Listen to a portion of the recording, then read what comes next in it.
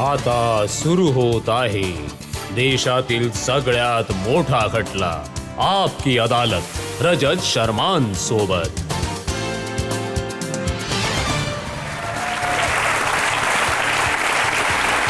नमस्कार. थँक्यू. भारतीय सेनेच्या ऑपरेशन सिंदूरच्या नंतर आपकी अदालतचा हा पहिला शो आहे. तर मला वाटतं सगळ्यात आधी आपण सगळे मिळून आपल्या पराक्रमी सेनेचे अभिनंदन करूया, आपल्या वीर जवानांच्या शौर्याचे अभिनंदन करूया आणि आपल्या भारताच्या सैन्यासाठी म्हणूयात जय हिंद. आजचा हा विशेष खटला आपल्या सैन्याला समर्पित आहे. तुम्हाला माहित आहे की त्यांनी कशा प्रकारे पाकिस्तानच्या आतंकवादी ठिकाणांना उद्ध्वस्त केलं, पाकिस्तानच्या एअर बेसेसना नष्ट केलं, त्यांनी त्यांच्या एअर डिफेन्स सिस्टीमला संपवलं, त्यांच्या घरात घुसून मारलं. परंतु तरी देखील आपल्या देशात खूप साऱ्या लोकांनी अनेक प्रकारचे प्रश्न उभे केले सेनेवर, प्रश्न उभे केले सरकारवर, प्रश्न उभे केले आहेत भारताच्या विदेश नीतीवर. अशा सगळ्या प्रश्नांची उत्तरं देण्यासाठी मी आमंत्रित केलं आहे भारतीय जनता पार्टीच्या सगळ्यात प्रभावशाली वक्त्याला. यांना तुम्ही रोज टीव्हीवर बघता, वेगवेगळ्या चॅनल्सवर बघता, यांना ओळखता. प्लीज वेलकम राज्यसभेचे मेंबर सुधांशु त्रिवेदी.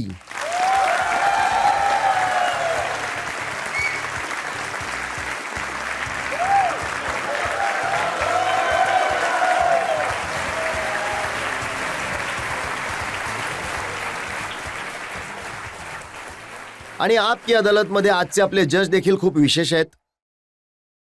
भारतीय सेनेचे एक असे शिपाई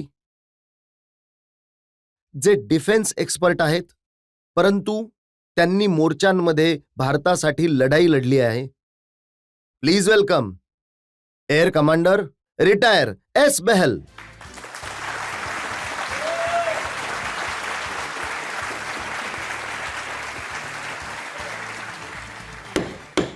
अदालतची कारवाई सुरू करण्यात यावी.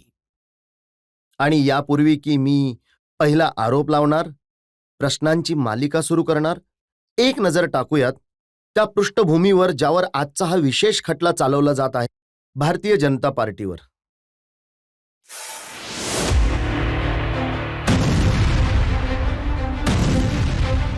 सहा मेच्या रात्री भारतीय सेना पाकिस्तानमध्ये लपलेल्या दहशतवाद्यांवर संकट बनून तुटून पडली. 22 मिनिटात प्रिसाइज आणि कंट्रोल ऑपरेशन मध्ये दहशतवाद्यांच्या 9 ठिकाणांना उद्ध्वस्त करण्यात आलं. जो सिंदूर मिटाने निकले थे उन्हें मिट्टी में मिलाया है. भारतीय सेनेने पाकिस्तानला आव्हान दिले, परंतु पाकिस्तानने ते मान्य केले नाही.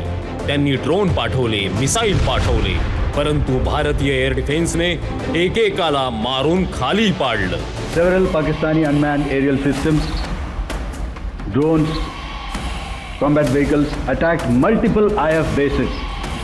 All these waves were neutralized by our trained crew. भारताच्या पराक्रमी सेनेने पाकिस्तानच्या एअर डिफेन्स सिस्टीमला नष्ट करून टाकलं. पाकिस्तानचे एक देखील फायटर जेट उडू शकले नाही. मग एकाच झटक्यात पाकिस्तानच्या 11 एअर बेसेसना आउट ऑफ ऑपरेशन करून टाकलं. आतंकियों ने भारतीयों को धर्म पूछ कर मारा, तो हमने आतंकियों को उनका कर्म देख कर मारा. संपूर्ण भारत पराक्रमी सेनेसोबत उभा आहे. सर्व राजकीय पक्षांनी सरकारची साथ दिली. याद रखो, जब भारत पर अगर कोई उंगली उठाता है तो हम अपने तमाम इख्तिलाफात को भूलकर एक सीसा पिला हुई दीवार की तरह खड़े हो जाते हैं. भारताच्या सेनेने आपलं प्रत्येक टार्गेट प्राप्त केलं. पाकिस्तानची प्रत्येक चाल अपयशी ठरवली. मग पाकिस्तान अमेरिकेकडे जाऊन रडला, फायरिंग थांबवण्याची याचना केली, सीज फायरची घोषणा झाली. Director General of Military Operations of Pakistan called the Director General of Military Operations of India. It was agreed between them that both sides would stop all firing and military action on land and in the air and sea. यानंतर अनेक प्रश्न निर्माण झाले. युद्धविराम कुणाच्या दबावामुळे झाला होता का? पाकिस्तानला थोडं आणखीन मारायला हवं होतं का? जर पाकिस्तानने परत हिम्मत केली तर भारत काय करेल? भारत पर आतंकी हमला हुआ तो करारा जवाब मिलेगा.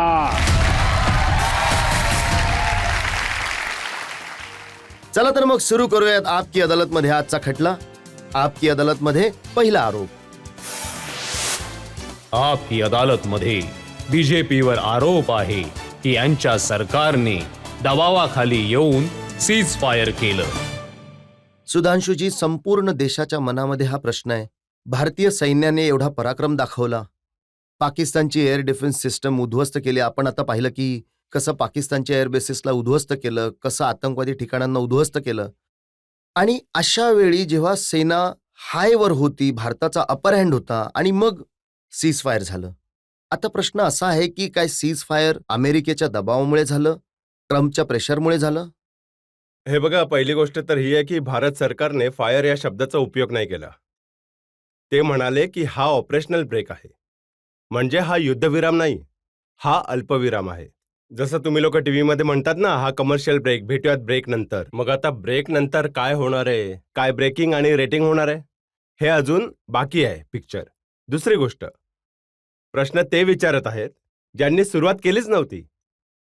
26/11च्या हल्ल्यानंतर त्यावेळी एअरफोर्सचे चीफ फालिहोमी मेजर साहेब यांनी 2016 मध्ये लिहिलंय की भारताचे एअरफोर्स स्ट्राईक करण्यासाठी तयार होती, परंतु मनमोहन सिंग सरकारने संदेश दिले नाही. ज्यांनी आव्हानच केलं नाही ते आज म्हणत आहेत की निर्णयाच्या आधी मध्येच का थांबलात. आता मला त्याचं उत्तर द्यायचं आहे.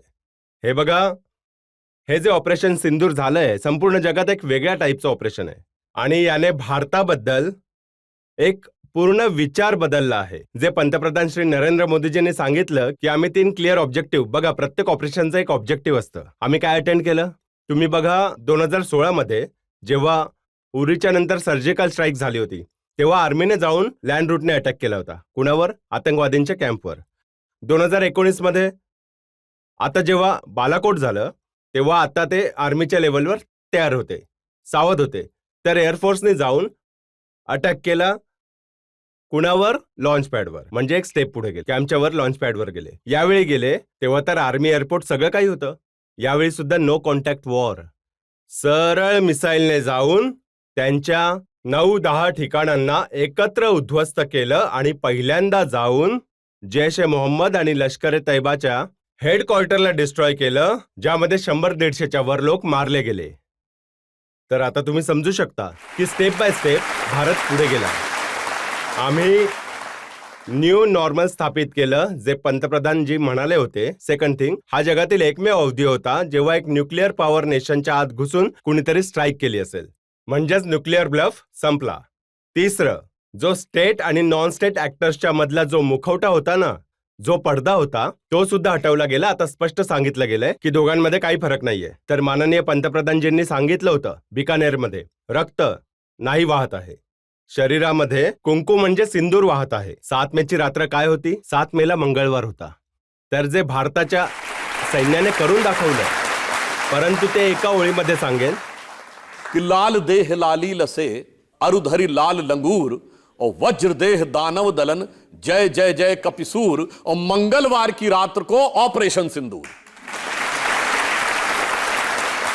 पण सुधांशुजी, जे काँग्रेसचे नेता म्हणतायत सिंदूरचा सौदा केला, अमेरिकेच्या वडिलांनी वॉर थांबवलं. आमच्या सेनेने दाखवलंय की मन में है धैर्य और तन में प्रचंड शौर्य.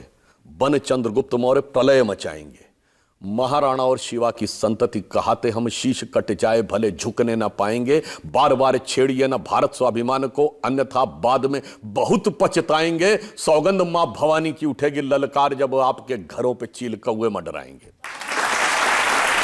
आता ऐका, आता त्यानंतर काहीतरी फिरत होतं. आम्ही नाही म्हणत, इंटरनॅशनल मीडियामध्ये बातमी आहे. कुठलं तरी जहाज फिरत होतं अमेरिकेचं, जे न्यूक्लिअर लीक चेक करण्यासाठी गेलं होतं. तर भारत सरकारने तर सांगितलं की आम्हाला काही माहित नाहीये, परंतु कदाचित अमेरिकेला जास्त चांगली माहिती असू शकते, कारण अमेरिकेच्या फौजा तिथे राहिल्या आहेत. त्यांना हे देखील माहिती असू शकतं की कुठे कुठे पाकिस्तानचे न्यूक्लिअर इन्स्टॉलेशन आहेत. आणि 9-10च्या रात्री जो विनाश झाला आहे त्याच्यानंतर त्यांनी कॉल केला असेल. याची शक्यता आपण नाकारू शकत नाही की पाकिस्तानने सांगितलं असेल अमेरिकेला, दादा आम्हाला वाचवा. तर दादा म्हणाला असेल, बाळा माफी मागून टाक. मग त्यांनी त्याच्या दुसऱ्या दिवशी कॉल करण्याचे कष्ट घेतले. तर मला फक्त हे सांगायचं आहे, आता तुम्ही जरा हे लक्षपूर्वक ऐका. 9 मेला व्हाईस प्रेसिडेंट JD व्हान्स यांना विचारलं जातं about the India Pakistan complex. तर त्यांचं स्टेटेड वक्तव्य आहे, this is none of our business. मग 24 तासांमध्ये असं काय झालं की अमेरिकेच्या राष्ट्रपतींचे वक्तव्य आणि त्यामध्ये न्यूक्लिअर अँगल ते घेऊन आले. आता तुम्ही पूर्ण टाइम लाईन बघा. रात्री 2:30 वाजता शहबाज शरीफला सांगितलं जातं. 9-10च्या रात्री नूर खान एअरबेस डिस्ट्रॉय झाला. मॉर्निंगमध्ये ते संपर्क करण्याचा प्रयत्न करतात. 10 मेला 1 वाजता डायरेक्टर जनरल मिलिटरी ऑपरेशन भारताला अप्रोच करतात. आणि हे पाकिस्तानने देखील डिनाय नाही केलं की त्यांच्या DGMOने बोलायला सुरुवात केली. यामध्ये कुठेच काही किंतु परंतु नाहीये. आता असं ठरतं की 3:30 वाजता दोन्ही DGMO बोलणी करतील. 3:35 दोघांची बोलणी होते. बोलणी संपल्यानंतर साधारण 4:15 वाजता भारत सरकार म्हणते की 5 वाजता MEAची प्रेस कॉन्फरन्स होईल. 4:35 डोनाल्ड ट्रम्पचं ट्विट आहे. आता मला हे म्हणायचंय, जर गोष्ट मान्य करायची असेल ट्रम्प साहेबांची तर मग पूर्ण मान्य करा, कारण ट्रम्प साहेब तर न्यूक्लिअर अँगल सुद्धा घेऊन आलेत. आणि जर ही गोष्ट मान्य केली, मग जे मोठे एक्सपर्ट आहेत, जे टॉम कुपर आहेत आणि जॉन स्पेन्सर आहेत, त्यांनी हे म्हटलं आहे की सरगोदा जवळ त्यांची न्यूक्लिअर साईट जी आहे त्यांचे एंट्री आणि एक्झिट पॉइंट डॅमेज झाले. न्यूक्लिअर वेपन्स एखाद्या कुठल्याही शॉपिंग मॉल सारखे ओपन नाही ठेवले जात. ते जमिनीपासून खूप खाली 10-20 मीटर खाली जाऊन सुद्धा 30-40 मीटर खाली जाऊन बंकर बनवून ठेवले जातात. आणि त्यामध्ये 2च पॉइंट असतात, एंट्री आणि एक्झिट पॉइंट.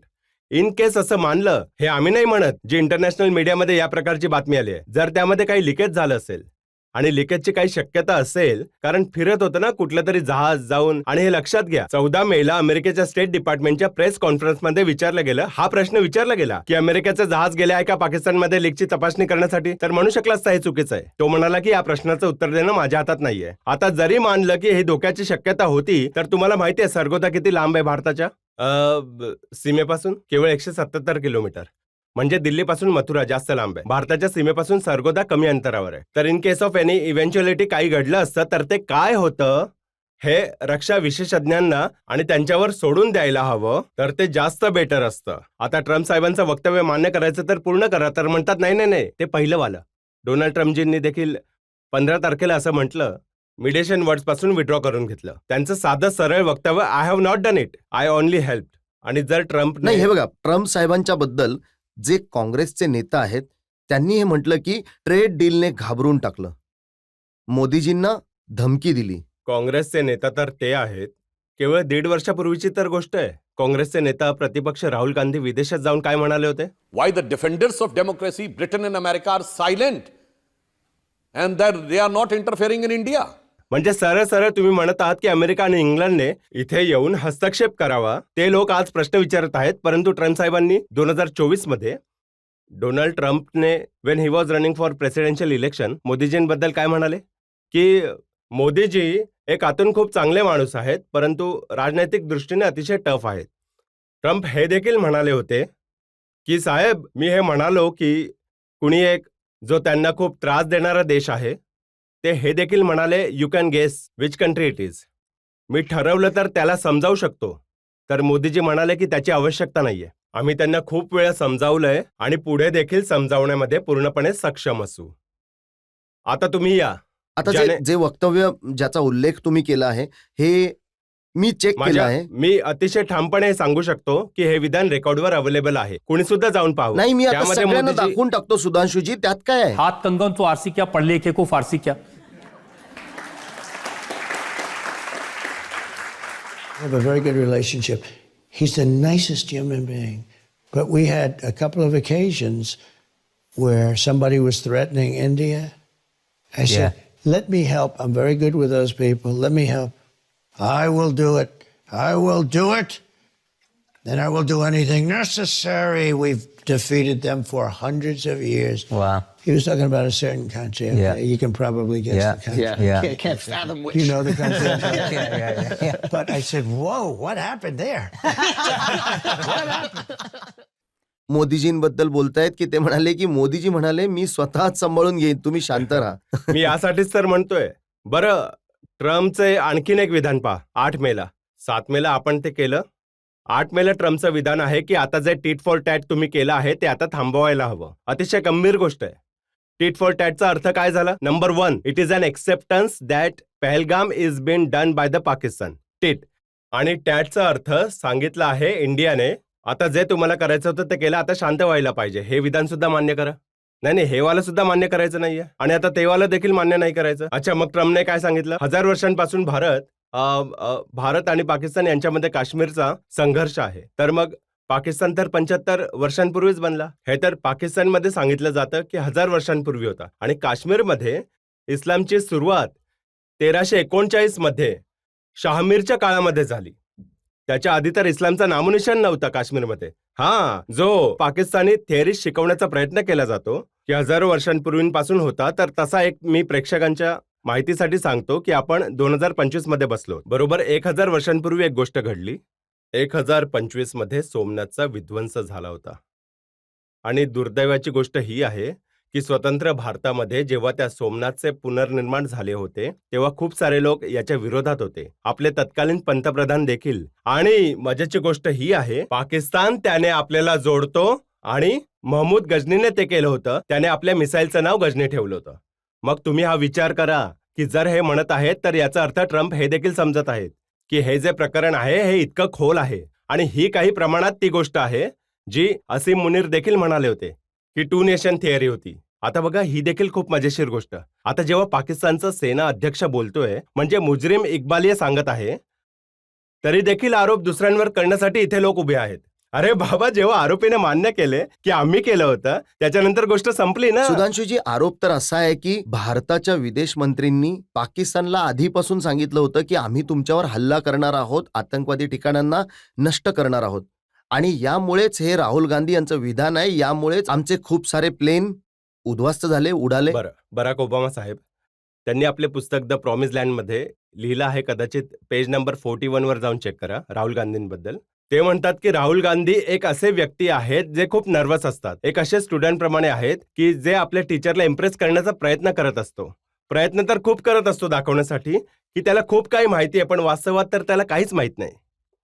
तर मला वाटतं की हे वाला जे विधान तुम्ही म्हणत आहात की त्यांनी हे म्हणण्याचा प्रयत्न केला आहे, तर हे कुठे ना कुठे त्याच भावनेने प्रेरित झालेलं दिसून येतं, जिथे की त्यांच्याकडे माहितीचा खूप अभाव आहे आणि माहितीच्या अभावामध्ये खूपदा राहुल गांधी या प्रकारच्या गोष्टी बोलतात. त्यांनी जयशंकर बद्दल, काँग्रेसचे नेता आहेत ते आता थांबा, म्हणाले ते देखील मी जयचंद स्पष्ट आहेत, करतो. गद्दार आहेत. हे मला स्पष्ट करून सांगायचंय. पहिली गोष्ट, या विषयाला विदेश मंत्रालयाच्या समितीमध्ये विदेश सचिवांच्या द्वारे सांगून झालं आहे. आणि त्या दिवशी 19 मेला बैठक झाली होती. मी देखील त्यामध्ये सदस्य आहे.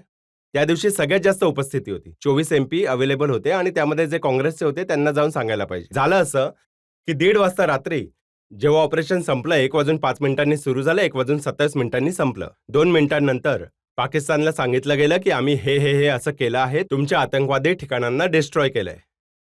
आम्ही तुमच्या कुठल्याही नागरिक ठिकाणांवर अटॅक केला नाहीये. तुमच्या कुठल्याही एनर्जी किंवा या प्रकारच्या स्ट्रॅटेजिक इन्स्टॉलेशनवर अटॅक नाही केला आहे. तुमच्या मिलिटरी इन्स्टॉलेशनवर अटॅक नाही केला. आम्हाला जे करायचं होतं ते आम्ही केलं. तुम्ही जे केलं होतं त्याच्या बदल्यात आता ही गोष्ट तुम्हाला पुढे वाढवायची असेल तर तुम्ही पुढे वाढवा, नाहीतर आमच्याकडनं हे प्रकरण संपलं आहे. त्यांनी उत्तर नाही दिलं. ते त्याच्यानंतर आले. कारण माहितीये काय होतं? जयशंकरजी हे का म्हणाले? आजचा भारत तो आहे मोदीजींच्या नेतृत्वाखाली. घुसतो देखील, मारतो देखील आणि मारल्यानंतर सांगतो देखील की मी मारून दाखवलंय. तो चोरून लपून जाऊन मारत नाहीये. जे आपले डेलिगेशन जात आहेत ना MPsचे, तर घुसतो देखील, मारतो देखील, सांगतो देखील, मग जगाला दाखवतो देखील की आम्ही हे केलं आहे. परंतु राहुलजी खूप अग्रेसिव्ह आहेत आणि ते म्हणतायत की हे मोदीजींचं रक्त फक्त कॅमेऱ्याच्या समोर उसळतं. हे बघा, मोदीजींनी, मी तुम्हाला सांगितलं की स्टेप बाय स्टेप जे काम करून दाखवलं आहे, हे स्टेटमेंट जे पंतप्रधानजींनी दिलं आहे, याच्या आधी आतंकवादाच्या घटनांवर या प्रकारचं स्टेटमेंट केवळ अमेरिकेचे राष्ट्रपती देत होते. आठवा तुम्ही 9/11च्या नंतर म्हटलं होतं जॉर्ज बुशने की जगाच्या ज्या कोपऱ्यात असतील तिथे जाऊन आम्ही त्यांना मारू. मोदीजी म्हणाले पृथ्वीच्या कोपऱ्याच्या शेवटपर्यंत जाऊन शोधून मारू. तो आपला सन्मान बनला. आणि आता ऐका, मोदीजी म्हणाले डोकं थंड ठेवतो आणि रक्त गरम. डोकं थंड ठेवल्यामुळे काय परिणाम होतो माहितीये? आता बघा कसं आहे. पाकिस्तानचे पंतप्रधान शहबाज शरीफ स्वतः हे म्हणाले आहेत ऑन रेकॉर्ड की 9 आणि 10 तारखेच्या दरम्यानच्या रात्री माझ्या सेनापती जनरल आसिफ मुनीरने मला 2:30 वाजता रात्री उठवलं आणि म्हणाले वजीर आझम साहेब, भारताने आपल्या कित्येक एअरबेसेसवर अटॅक केला आहे आणि नूरखान एअरबेसवर देखील मिसाईल पडली आहे. हे थंड डोक्याने गरम रक्ताने केलं गेलेलं काम होतं. आणि पंतप्रधान मोदीजींनी ज्या स्ट्रॅटेजी बरोबर हा पूर्ण विषय हँडल केला आहे, ही चायनाची मिसाईल बनवणारी कंपनी आहे PL-15. कुणी जाऊन चेक करावे. तिचं नाव आहे एव्हिक्स, एव्हिएशन कॉर्पोरेशन ऑफ चायना असं काहीतरी आहे, चेंगदूमध्ये.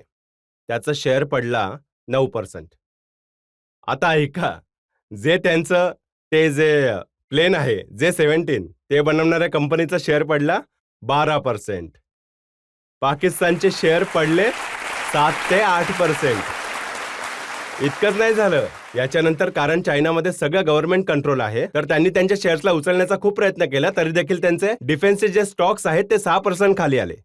तर तुम्ही हा विचार करा की कुठल्या प्रकारे गांभीर्याने काम करायला हवं आणि कुठल्या उंचीवर देशाला घेऊन जाऊन कार्य करायला हवं. ते पंतप्रधान मोदीजींनी अतिशय गांभीर्याने या विषयावर काम केलं आहे. लोक तर हे देखील म्हणतायत की सगळेच्या सगळे जितके इंडियामध्ये वेपन्स बनवले होते त्या सगळ्यांना आणि टेस्ट सर, करून मी आणखीन एक बघितलं. उदाहरण देऊन सांगतो. किती गांभीर्याने काम केलंय हे सुद्धा पाहिलं. आता तुम्ही पाहिलं असेल की एक तिथे त्याचं नाव होतं कदाचित हाफिज सैफुल्ला, ज्याने 2006 मध्ये टेररिस्ट कॅम्पवर त्या CRPF कॅम्पवर टेररिस्ट अटॅक केला होता आणि ज्याने कित्येक प्रकारच्या अटॅकमध्ये त्याचं नाव आलं होतं. RSS हेडक्वार्टर्सवर सुद्धा हा केला होता. अज्ञात लोकांनी त्याला मारलं. आता बघा, हे काय होतं की तिथल्या सरकारचा दबदबा वर्चस्व, दबदब्याऐवजी जमीनदोस्त होतो. तेव्हा काहीसं असं होतं. तर जे आमच्या इथे मग काम हे अज्ञात करतात, लोक सुद्धा तुमच्याच नाही पक्षाने आम्हाला नाही पाठवले? माहित ते कोण आहेत. आम्हाला नाही माहित ते कोण आहेत. त्यासाठी मी सांगू काय होतं. तुमच्यापैकी जे लोक उत्तर प्रदेश, मध्य प्रदेशामध्ये राहणारे असतील तर बुंदेलखंडामध्ये एक आला गायला जातो. आला उदलचं नाव ऐकलं असेल तर आलामध्ये एक लाईन आहे कि बड़े लड़ैया मोहबे वाले जय की मार सही ना जाए और एक का मारे दुई मर जावे तीसर खौफ खाए मर जाए. मग तुम्ही बघा, एक ऑपरेशन केलं, जैशे मोहम्मद लष्कर तैयबा फिनिश. आता माहित नाही घाबरून तो कसा काय मेला, आम्हाला काय माहित. ब्रह्मोसच्या बद्दल मी कमेंट बघितली. पाकिस्तान मोदीजींना म्हणाला की आम्हाला ब्रह्मोस पाठवून द्या. कितीच आहे ते म्हणाले, पत्ता सांगा, फ्रीमध्ये पाठवून देतो. नाही तुम्हाला आठवत असेल जे जैश ए मोहम्मदचं हेडक्वार्टर आहे, ज्याचं नाव मरकज सुभानअल्लाह होतं. तर असं मोदीजींनी ब्रह्मोस पाठवलं की एक काळ होता जिथे बसून आतंकी हल्ले होत होते. दिल्ली, मुंबई, चंदीगड, गुवाहाटी, चेन्नई, लखनौ, फैजाबाद, वाराणसी, जयपूर, सुरत, नागपूर. सांगा असं कुठलं ठिकाण होतं का जिथे आतंकवादी हल्ले होत नव्हते? आतंकवादी हल्ले होत होते आणि मरकज सुभानअल्लाह मध्ये बसून सुभानअल्लाह बोलायचे. आज मोदीजींनी असं मारलंय की तिथे बसून या अल्लाह बोलण्याची वेळ आली. जनतेमधून एक प्रश्न घेऊ शकतो आपण यावेळी. पहलगामच्या हल्ल्यानंतर जेव्हा भारत सरकारने POK मध्ये दहशतवादी ठिकाणं उद्ध्वस्त केली, तेव्हा राहुल गांधीजी म्हणाले होते की आम्ही भारत सरकारला संपूर्ण सपोर्ट करू. पण असं काय झालं की नंतर राहुल गांधी पलटले? बघा, हे मला असं वाटतं याचं उत्तर तर काँग्रेस पार्टी किंवा राहुल गांधींचा कोणी प्रवक्ता देऊ शकतो. परंतु उलटणं पालटणं जे आहे ते काँग्रेस पार्टीच्या वृत्तीमध्येच राहिलंय. आणि तसंही ज्या काळामध्ये फक्त त्यांचीच सत्ता होती तेव्हा फुल सपोर्ट नव्हता करायचा. केवळ सैन्य जे करण्यासाठी तयार होतं त्यामध्ये शांत राहायचं होतं. बराक ओबामांनी आपले पुस्तक प्रॉमिस लँडमध्ये लिहिलंय 2010 मध्ये मनमोहन सिंगजींच्या बातमीच्या आधारावर की 2008 नंतर भारताची सेना कारवाई करण्यासाठी तयार होती. परंतु काँग्रेस सरकारने यामुळे कारवाई नाही केली, कारण त्यांना वाटत होतं यामुळे उगवणाऱ्या राष्ट्रवादाच्या वातावरणात बीजेपीला फायदा होऊ शकतो. आणि राहुल गांधी तर ते व्यक्ती आहेत ज्यांनी 15 जुलै 2011ला ते म्हणाले की आतंकवादाला तर संपूर्णपणे थांबवणं शक्यच नाहीये. It's impossible to stop terrorism at all the times. परंतु तुम्ही पहा, मोदीजींचं सरकार आल्यानंतर संपूर्ण भारतामध्ये जो आतंकवाद होत होता दक्षिण काश्मीरच्या 4 जिल्ह्यांपर्यंत त्याला सीमित करण्यात यश मिळवलं आहे. यामुळे मला म्हणायचं आहे पंतप्रधान मोदीजींसाठी काँग्रेस पार्टीकडून विरोध नका करू. जर सपोर्ट करायचा असेल तर पूर्णपणे सपोर्ट करा. मेरी हिम्मत को सराहो, मेरे हमराही बनो. मैंने एक शम्मा जलाई है हवाओं के खिलाफ. इथे एका ब्रेकसाठी थांबूयात आणि ब्रेक नंतर आपकी अदालत मध्ये सुधांशु त्रिवेदींवर आरोप आणि प्रश्नांचा आणखीन एक भाग. जिससे कोई गलती ना हो भगवान, जिससे गलती हो जाए वो इंसान, जो जानबूझ के गलती करे वो बेईमान, और जो गलती पे गलती करके पिटाई पे पिटाई झेलता रहे वो पाकिस्तान.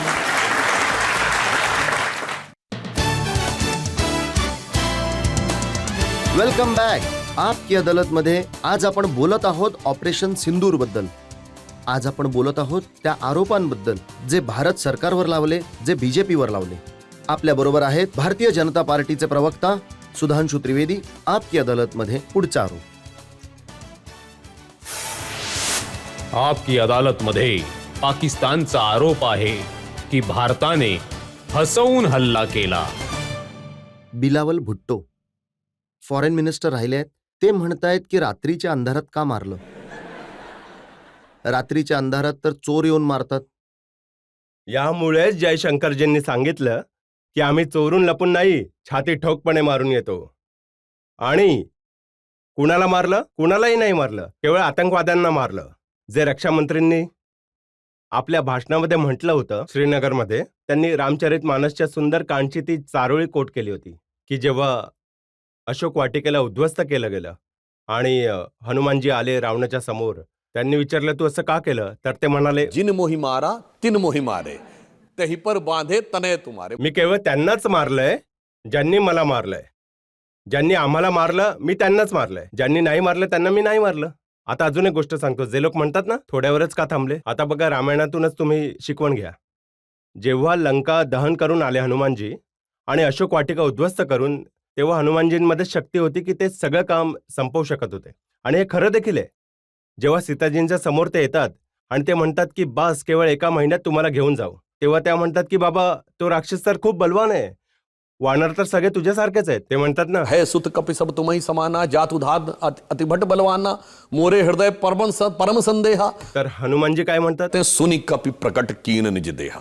तो देह काय दाखवला असेल? थी कनक भूधरा कार शरीरा, समर भयंकर अतिबलबीरा. आधी दाखवून दिलं आणि मग माहितीये का शेवटचं वाक्य काय म्हणाले होते? अब ही मा तुम्हें जाऊं लेवाई. आता घेऊन जाऊ शकतो लंका नष्ट करून. प्रभू आयसु नहीं राम दोहाई. यामुळे आमच्या प्रभूचे, आमच्या सेनेचे यश नाही वाढणार. तर आम्ही सगळं काही आता करू शकतो, परंतु आम्हाला यश देखील हवं आहे, विजय देखील मिळवायचा आहे. आणि जे मोदीजी थंड डोक्याने काम करत आहेत, बघा तुम्ही सगळ्यांनी ऐकलं असेल की सिंधमध्ये, पाकिस्तानच्या सिंधमध्ये, कदाचित कालची गोष्ट असेल किंवा परवाची गोष्ट असेल, तिथल्या होम मिनिस्टर घर जाळून टाकलं. तिथल्या मिलिटरीचा कॉन्वॉय थांबवला गेला. व्हिडिओ अवेलेबल आहे ज्यामध्ये ते म्हणतात आम्ही शत्रूशी लढायला जातोय. ते म्हणतात शत्रू तुम्ही आहात. तिथे असे नारे लावले जात आहेत. काल बनला होता बांगलादेश, आज बनेल सिंधू देश. का? तुम्हाला कारण माहितीये? हे जे पाणी थांबवलं आहे ना, पाणी थांबवल्यामुळे काय झालंय, आता त्यामध्ये एक टेक्निकल गोष्ट आहे. लोक म्हणतात की साहेब डॅम नाही बनलाय. नक्कीच डॅम नाही बनलाय. आपल्या इंडस्ट्रीमध्ये आणखी एक काम हे केलंय की हायड्रोलॉजिकल डाटा देणं बंद केलंय. म्हणजे किती पाणी हे आधी सांगत होते. ही किती विचित्र गोष्ट आहे की आम्ही सांगावं की आमच्याकडे किती पाणी आहे ते. तर आता कधी 55 मेट्रिक होतं तर कधी 9 वर येतं. तर आता काय होतंय की हे पाणी तिथे कमी झालंय. तर आता जो एक कालवा बनला आहे पाकिस्तानच्या पंजाबमध्ये, ज्यामुळे सिंधमध्ये आणखी कमी पाणी जात होतं, त्यामुळे सिंधमध्ये रिॲक्शन झाली आहे की आमचं सगळं पाणी कापायचं आहे यांना. तसंही पाणी कमी झालंय. तर आता याला म्हणतात डोक्याने प्रयोग करणे. आणि त्यामुळेच मी एका ओळीमध्ये म्हणेन कि दरिया का सारा नशा उतरता चला गया. तर मोदीजींनी काय केलं? पाणी कमी होतंय ना. दरिया का सारा नशा उतरता चला गया, तुम मुझको डुबाता रहा और मैं उभरता चला गया. आणि पाकिस्तानच्या सेनेसाठी याच्या पुढील लाईन आहे, वो पैरवी तो झूठ की करता चला गया, बस उसका चेहरा उतरता चला गया. सुधांशुजी, पाकिस्तानची सेना तर म्हणत आहे की त्यांच्या प्रवक्त्याने असं म्हटलंय की तुम्ही आमचं पाणी थांबवलं तर आम्ही तुमचे श्वास थांबवू. हे बघा, आणि हे ऑफिसाईज म्हणाला आहे त्यांच्या बदल्यात. म्हणजे बघा काहीच फरक नाहीये. जे पाकिस्तानच्या सैन्याचे प्रमुख प्रवक्ता आहेत त्यांचं नाव आहे अहमद शरीफ. आणि ते किती शरीफ आहेत की त्यांचे वडील वालिद ते युनायटेड नेशन सिक्युरिटी काउन्सिलमधून डेझिग्नेटेड टेररिस्ट आहेत. कारण सन 2000 मध्ये त्यांनी ओसामा बिन लादेनला न्यूक्लिअर टेक्नॉलॉजी देण्याचा प्रयत्न केला. आता तुम्ही विचार करा, ही जी पाकिस्तानी वर्दी आहे तिच्या वक्तृत्वामध्ये किती दहशत आहे.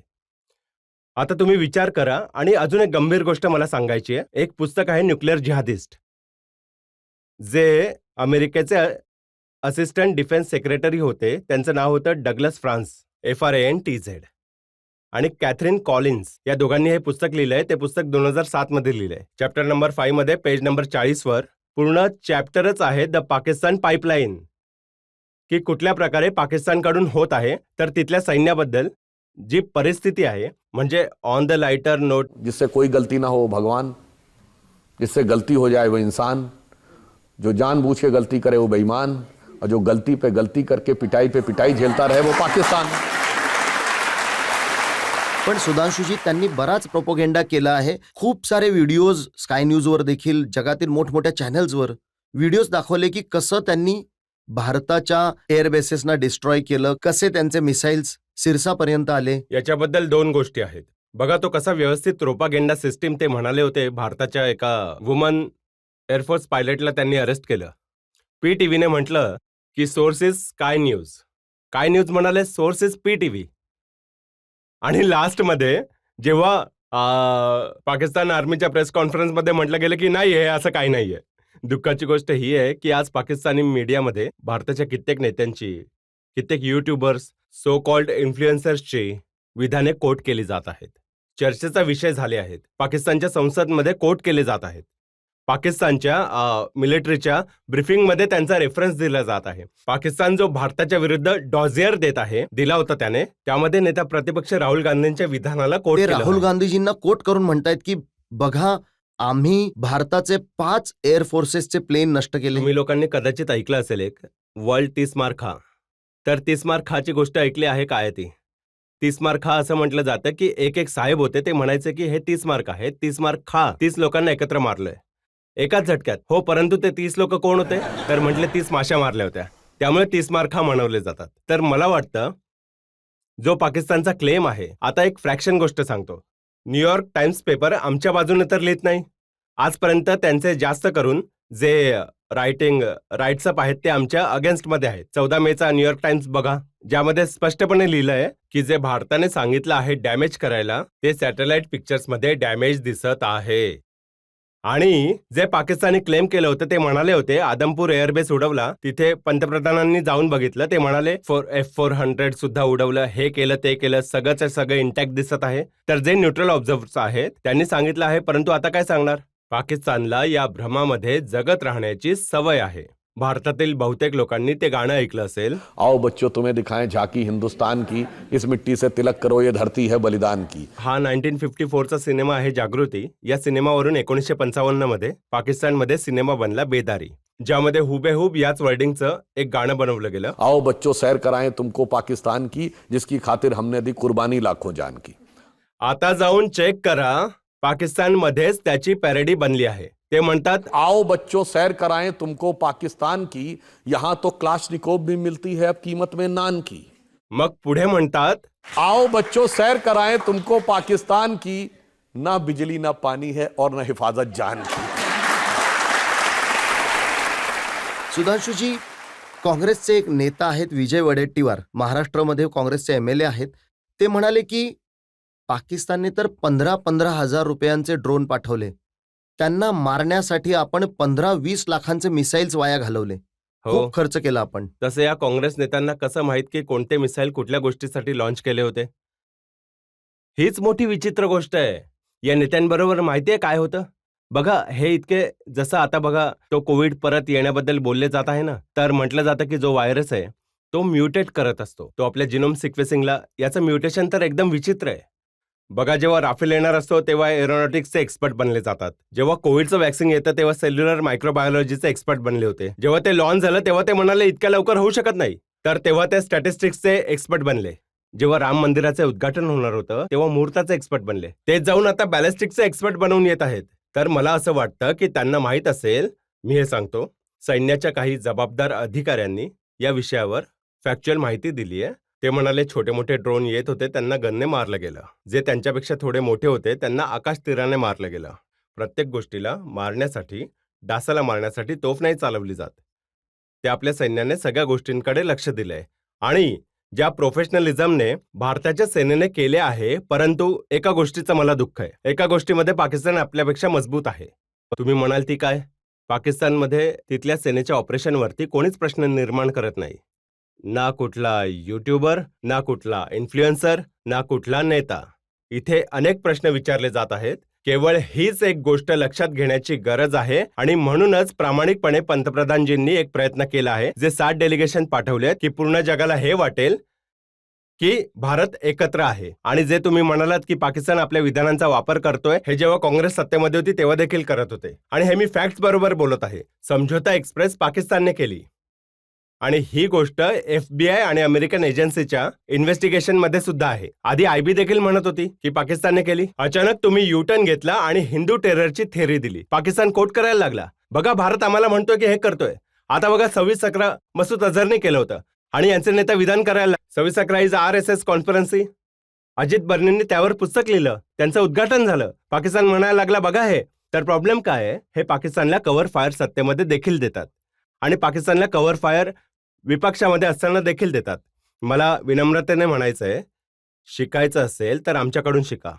62च्या युद्धामध्ये जवाहरलाल नेहरूंच्या सरकारला या प्रकारे समर्थन दिलं होतं. केवळ जनसंघाने नाही, तेव्हा आमचं नाव जनसंघ होतं. राष्ट्रीय स्वयंसेवक संघाने देखील असं समर्थन दिलं की 26 जानेवारी 1963ला त्यांनी प्रजासत्ताक दिवसासाठी आमंत्रित केलं. 1965च्या युद्धामध्ये केवळ जनसंघानेच नाही, लाल बहादूर शास्त्रींनी ऑल पार्टी मीटिंगमध्ये द्वितीय सरसंघचालक गुरु गोलवलकरजींना बोलवलं. 1971च्या युद्धामध्ये ज्या पद्धतीने अटलजींनी इंदिराजींना समर्थन दिलं, ते संपूर्ण आजपर्यंत काँग्रेस ते कोट करतात.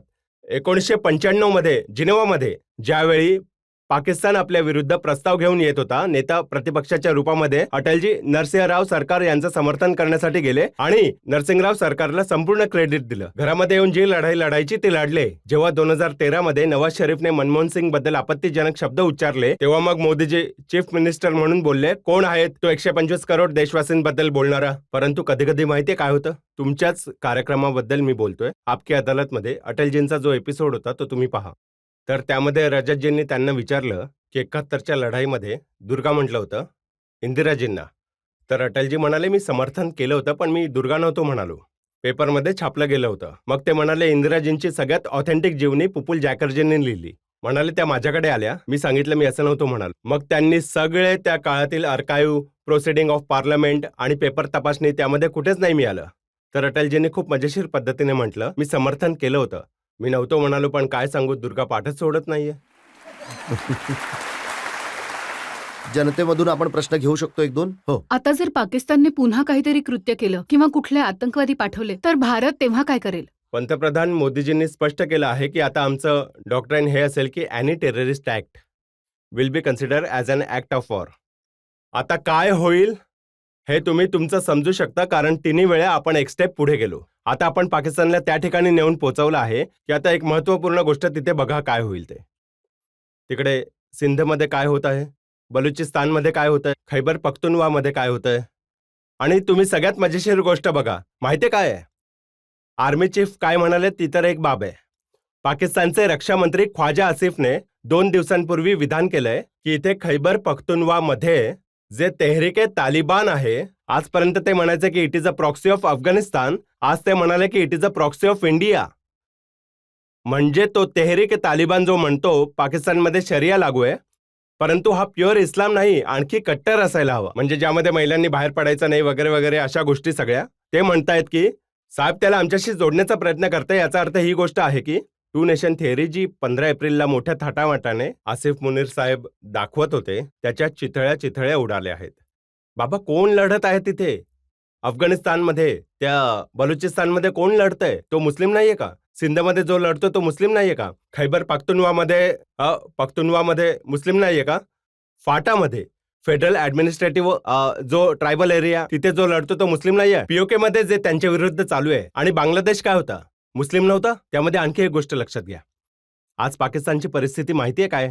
याच लोकांना त्यांनी समजावलं होतं की या एकत्र मिळून राहूया, 2 नेशन थिअरी आहे, सगळे मुस्लिम एकत्र राहूया. तर मला यावेळी पाकिस्तानच्या जनतेबद्दल खूप हे वाटतं, एक सहानुभूती वाटते की ते तर पाकिस्तानच्या सैन्यामध्ये असे कैद केले आहे, जसं म्हणतात ना की कैद में है बुलबुल सयाद मुस्कुराए, रहा भी न जाए चुप रहा भी न जाए. परंतु जी त्यांची जनता होती, म्हणजे बलुचिस्तानचे लोक, सिंधूचे लोक आणि अदर प्रोव्हिन्सेसचे लोक, त्या लोकांच्या हृदयामध्ये आज पाकिस्तानची स्थिती माहितीये काय आहे? जुनं गाणं तुम्हाला रजतजी आठवत असेल. रहते थे कभी जिनके दिल में हम जान से भी प्यारों की तरह, बैठे हैं उन्हीं के कूचे में पर आज गुनहगारों की तरह.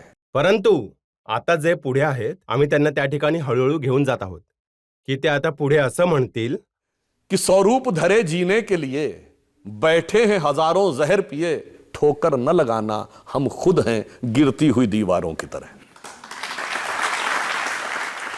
सुधांशुजी, फ्युचरसाठी मोदी म्हणाले आहेत, ते म्हणाले की रात्रीच्या अंधारात जेव्हा आपण सूर्य उगवतो तेव्हा शत्रूला दिसून येतं भारत माता की जय. 15 ऑगस्ट 2016 कदाचित पंतप्रधानजींनी बलुचिस्तानचा विषय उचलला होता. त्या दिवशी रात्री एका इंग्रजी चॅनलवर टीव्ही डिबेट झालं, तर बलुचिस्तानच्या प्रतिनिधीच्या रूपामध्ये वॉशिंग्टन DC वरून एक अहमद मुस्तिरखा बसले होते आणि पाकिस्तानकडून जनरल शफकत सईद. आता त्यामध्ये जे तुम्ही बोललात त्याला जाऊन हे कनेक्ट होईल. तर त्याने सांगितलं, बलुची नेत्याने, की या पूर्ण एरियामध्ये there are countries which are having an ethnicity and identity, like Uzbekistan is having an Uzbek identity, Kazakhstan is having Kazakh identity and Afghanistan is having an Afghan identity, but if there is only one fake country in this region which is having no identity, that is Pakistan. मग काय झालं, जे पाकिस्तानचे प्रतिनिधी बसले होते ते असं म्हणाले की what you are talking about, are you not Pakistani. मग तो बलूच नेता काय म्हणाला, I am Baloch, I am not Pakistani. आता ऐका त्याच्या पुढे जे जनरल शफकत सईद म्हणाला, तो म्हणाला, if you are not Pakistani are you Hindustani, then what is your identity. आता ऐका मजेशीर गोष्ट, अहमद मुस्तिरखा असं म्हणाला की we are Baloch, we are not Pakistani. आमची मग हिंदीमध्ये बोलला, आमची आयडेंटिटी आहे की आम्ही हिंगलाज माताची संताने आहोत. आता ऐका, याच्यानंतर तो पाकिस्तानी म्हणतो, आता तो इंग्लिश चॅनलवर फक्त हिंदीवर नाही आला तर अरे तुरेवर आला. त्याला म्हणाला, अरे हिंगलाज माता कशाला, भारत माता का नाही म्हणत तू. आता ऐका, त्यानंतर अहमद मुस्तिरखा म्हणतो की हो, मी पुन्हा रिपीट करतो की आम्ही बलूच आहोत, आम्ही पाकिस्तानी नाही आहोत, आम्ही हिंगलाज मातेची संताने आहोत आणि मला हे म्हणण्यात अजिबात म्हणजेच काहीच संकोच खेद नाहीये. भारत माता की जय. आणि त्यानंतर तर त्याने टेम्पर लूज केलं, म्हणायला लागला की तुम्ही मोदीची माणसं आहात, हे आहे ते आहे असं बोलायला लागला. म्हणूनच जेव्हा तुम्ही भारत माता की जय म्हणालात, ही खूप खोल भावना आहे. आणि तुम्हाला माहिती आहे भावना कुठून येते? पंतप्रधानजी कर्णी माता मंदिरात काही दिवसांपूर्वी गेले होते बिकानेर दौऱ्यामध्ये. तसं कर्णी माता मंदिर तुम्हाला माहिती आहे ना, प्रसिद्ध मंदिर ज्यामध्ये उंदीर बरेचसे बघायला मिळतात. भारत कसा जोडला जातो बघा. भारत मातेची भावना कुठून येते? जेव्हा तुम्ही कर्णी मातेकडे जाऊन श्रद्धेने आपलं डोकं टेकवता, तेव्हा वैष्णोदेवीशी देखील तुमची श्रद्धा जोडली जाते. पूर्वमध्ये कामाख्या देवीशी जोडली जाते, मध्यमध्ये विंध्यवासिनीशी जोडली जाते, पश्चिमेला मुंबादेवीशी जोडली जाते, दक्षिणेला कन्याकुमारीशी जोडली जाते. पूर्ण राष्ट्र तुमच्या समोर एक वाटलं जातं आणि त्याहीपेक्षा वर ढाकाच्या ढाकेश्वरीशी देखील जोडली जाते आणि बलुचिस्तानाच्या हिंगलाज मातेशी देखील जोडली जाते. ठिकाण कुठेही कुठलंही असो, पूर्ण भारत एकाकार होऊन तुमच्या समोर तुम्हाला दिसतो. म्हणूनच ज्यांना भारत मातेचा अर्थ माहीत नाही, हा भारत एक जिवंत राष्ट्र आहे, ज्याला ना कापले जाऊ शकत ना विभागले जाऊ शकत. It is not the part of land. Land कुठेही निघून गेली असेल, ते आपल्या कॉन्शियसचा भाग आहे. आणि कोणीतरी म्हणेल हा नुसता थॉट आहे, हे असंच आहे. तर मी त्याला एक छोटीशी गोष्ट विचारतो. ननकाना साहेब आणि करतारपूर साहेब आता पाकिस्तानमध्ये आहेत फिजिकली, परंतु ते भारताच्या इतिहास संस्कृतीचा भाग आहे की पाकिस्तानच्या? इंडस व्हॅली सिव्हिलायझेशनचा मेजर एरिया तिकडे आहे, ते त्याचा भाग आहेत की आपला भाग? आणखी काय आपल्या राष्ट्रगीतामध्ये पंजाब, सिंध, गुजरात, मराठा आहे. सिंध भलेही तिकडे असेल, पण ती भारताच्या चेतनेचा भाग आहे. म्हणूनच भारत आणि भारत मातेला समजणं या लोकांच्याकडून होणं शक्य नाही. पण लोकांना तर हे जाणून घ्यायचंय की हा बलुचिस्तान कधी वेगळा होईल. हे बघा, वेळ आल्यावर सगळ्या गोष्टी होतात, एवढं नक्की. तिथले बलुचिस्तानचे लोक म्हणतायत, मी नाही म्हणतोय, कि सरफरोशी की तमन्ना अब हमारे दिल में है, देखना है जोर कितना बाजुए कातिल में है, और आगे वक्त आने पर बता देंगे तुझे आसमां, हम अभी से क्या बता दें जो हमारे दिल में है. तसं मी एक टेक्निकल गोष्ट देखील सांगतो. आज भारत या परिस्थितीमध्ये का आहे? मोदीजींनी 10 वर्षांमध्ये भारताला ज्या पोझिशनमध्ये आणलंय, तुम्ही तो पॉइंट लक्षात घ्या. 10 वर्षापूर्वी डिफेन्स प्रोडक्शनमध्ये आपण खूप कमी होतो. आज 1,27 करोड रुपयांचा डिफेन्स प्रोडक्शन आहे. एक छोटीशी गोष्ट आहे. असं नाही की आमच्या सायंटिस्टमध्ये आणि इंजिनियर्समध्ये दम नव्हता. आपण मिसाईल त्या काळात सुद्धा बनवले होते. काँग्रेसच्या रेजिममध्ये आपण सॅटेलाइट सुद्धा बनवले. परंतु विचार करा, मिसाईल्स बनवणारा देश जो होता तो अजॉट रायफल नव्हता बनवत. असं होऊ शकतं का? क्षमता होती आपल्याकडे. सॅटेलाइट बनवणारा देश फायटरप्लेन बनवत नव्हता. मोदीजींनी डिफेन्स प्रोडक्शनला ज्या सीमेपर्यंत घेऊन आले, सुरुवात केली आहे, तर आज तुम्ही बघा आपल्या इथे अजॉट रायफल सुद्धा बनत आहेत. सगळ्या गोष्टी बनत आहेत. तर आज आपण 80% अधिक गोष्टींमध्ये आत्मनिर्भर आहोत. आणि याच कारणामुळे, आणि तुम्ही बघा ज्याला लोक डिप्लोमसी म्हणतात, आपल्याला रशियाकडून S-400 मिळालं जेव्हा ते क्वाडचे मेंबर आहेत. क्वाडचे मेंबर असून देखील आपल्याला ते मिळालं. आणि S-400 मिळाल्यावर अमेरिकेकडनं धमकी होती सँक्शनची. धमकी तर त्यांनी सँक्शन नाही लावलं, आपल्याला प्रेडिएटर ड्रोन देण्याचं देखील नक्की केलं. आपलं पॅक्ट झालं त्यांच्याबरोबर, जो नॅटो कंट्री बाहेर कोणामध्येच नव्हतं. आणि तुम्ही पहा 2020 मध्ये गलवाननंतर रक्षामंत्रींनी इमर्जन्सी प्रोक्युअरमेंटची जी सुरुवात देखील केली होती, त्याचवेळी सरकारने निर्णय घेतला.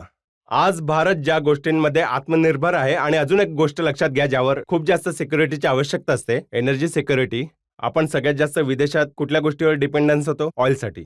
आज तुम्ही सांगा, ऑलमोस्ट 100% इलेक्ट्रिफिकेशन ऑफ रेल्वेज झालं, तर ऑइलवर डिपेंडन्स कमी झाली ना.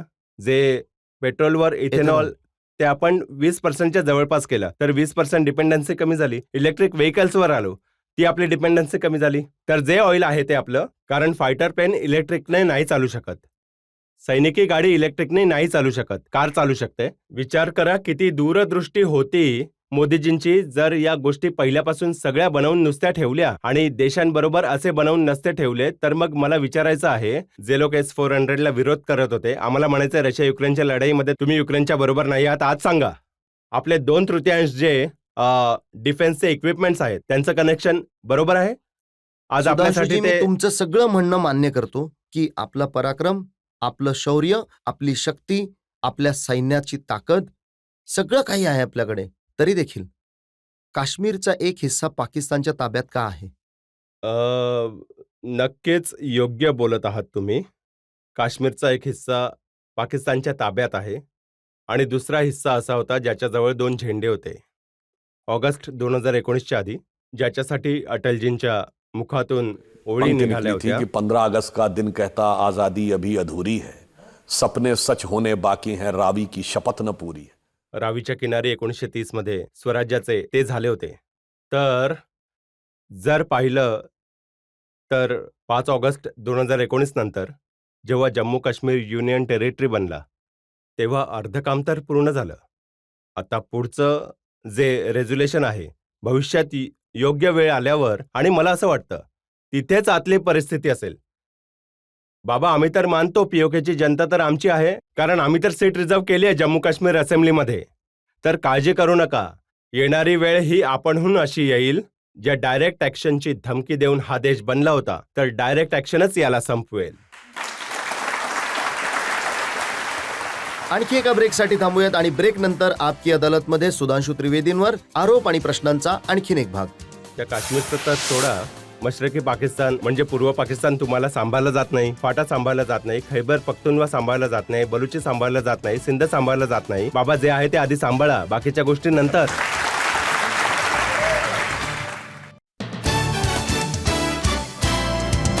Welcome back. आपकी अदालतमध्ये आज आपले पाहुणे आहेत भारतीय जनता पक्षाचे सगळ्यात अनुभवी प्रवक्ता सुधांशु त्रिवेदी. आपकी अदालतमध्ये पुढचा आरोप.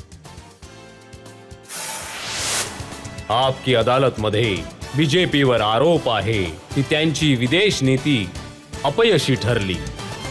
हे बघा, पाकिस्तानचे प्रधानमंत्री जेव्हा अहवाल देत होते पॉज झाल्यानंतर तुमच्या म्हणण्याप्रमाणे, तेव्हा ते म्हणाले की अमेरिकेला देखील धन्यवाद, चीनला देखील धन्यवाद, कतारला देखील धन्यवाद, UAEला देखील. त्यांनी जगभरातील देशांची नावं घेतली. कुणाला वडील म्हणाले, कुणाला भाऊ म्हणाले, कुणाला डॅडी म्हणाले, सगळ्यांना. परंतु राहुल गांधींची तक्रार आहे की भारताला सपोर्ट करण्यासाठी कुठलाच देश नाही आला.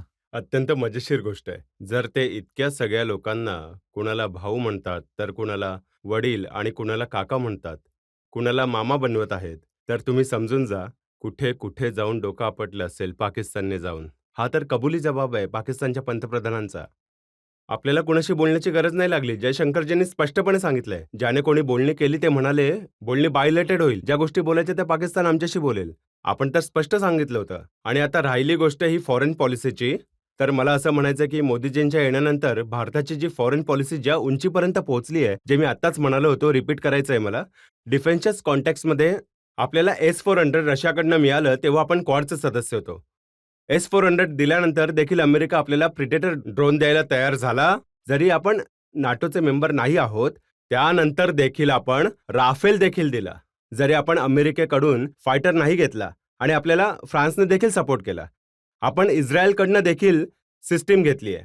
आपण जगातील अनेक देशांबरोबर चांगलं कोलॅबरेशन केलंय. आणि अजून एक गोष्ट तुम्ही लक्षात घ्या, माझ्या मते जवळपास 21 देशांनी तर मोदीजींना आपला हायेस्ट सिव्हिलियन अवॉर्ड सुद्धा दिलाय. यापेक्षा जास्त आणखी काय होईल या कॉन्फ्लिक्टमध्ये? मुस्लिम देशांचे 2 मोठे पोल्स आहेत. सौदी अरब, जो सुन्नी मुस्लिम वर्ल्डचा सगळ्यात मोठा पोल, इराण, जो शिया मुस्लिम वर्ल्डचा.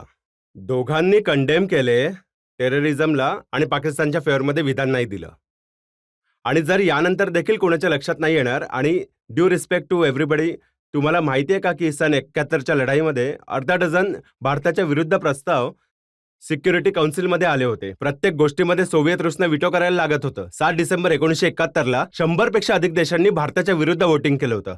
आजच्या UN मध्ये कुठल्याही प्रस्तावाची गोष्ट तरी आली आहे का? एक गोष्ट झाली आहे, IMFचं लोन पाकिस्तानला मिळालं. हो, हे बरोबर. पहलगामच्या हल्ल्यानंतर देखील पहलगाममध्ये जो त्यांनी असा क्रूर प्रकार केला त्यानंतर सुद्धा IMFचं लोन पाकिस्तानला मिळालं. हो, ही जी गोष्ट तुम्ही म्हणालात, ही गोष्ट सुद्धा खूप लक्षात घेण्यासारखी आहे. IMFचं जे लोन यावेळी मिळालंय पाकिस्तानला, त्यामध्ये 11 ॲडिशनल अटी टाकल्या आहेत. आणि त्या अटी, जे तो म्हणतोय ना की हवा थांबवू, श्वास थांबवू, त्यांचा जवळजवळ श्वास थांबणारच आहे. त्या अटींमध्ये हे देखील आहे की तुम्हाला हा लॉ पास करून आपल्याला पार्लमेंटमधून पास करायचा आहे. आता पाकिस्तानच्या समोर समस्या काय आहे की 1 आठवड्याचा साधारण त्यांच्याकडे फॉरेन एक्सचेंज आहे. IMF कडनं लोन घेत आहेत.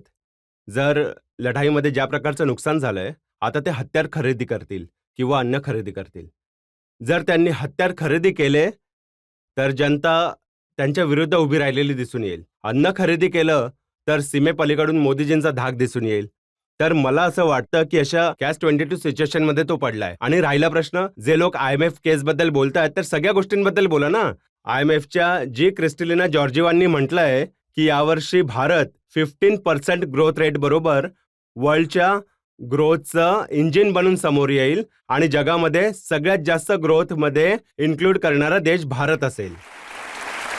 एक काळ होता, तो जुना सिनेमा होता ना, जेव्हा 0 दिला होता माझ्या भारताने, त्याच्या आधी प्राण काय बोलतो मनोज कुमारला, India's contribution to the world 0, 0 and 0. आज IMFची चीफ म्हणत आहे India contribution to the growth is going to be 15%.